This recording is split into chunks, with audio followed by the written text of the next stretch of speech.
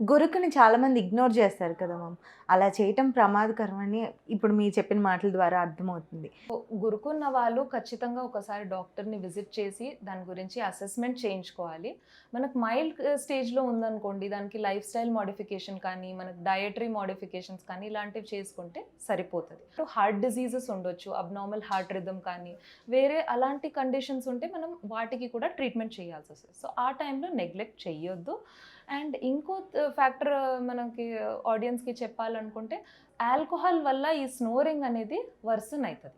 అంటే కొంతమందికి గురక ఆల్రెడీ ఉందనుకోండి, వాళ్ళు ఆల్కహాల్ బాగా తీసుకున్నారు. ఎక్కువ లిమిట్ కంటే కొంచెం ఎక్కువ డ్రింక్ చేసిన నైట్‌లో బాగా డిస్టర్బ్డ్ స్లీప్ ఉంటది. ఈ గురక చాలా పెరిగిపోతది. స్లీప్ యాప్నియా ఈవెంట్స్ కూడా పెరిగిపోతాయి.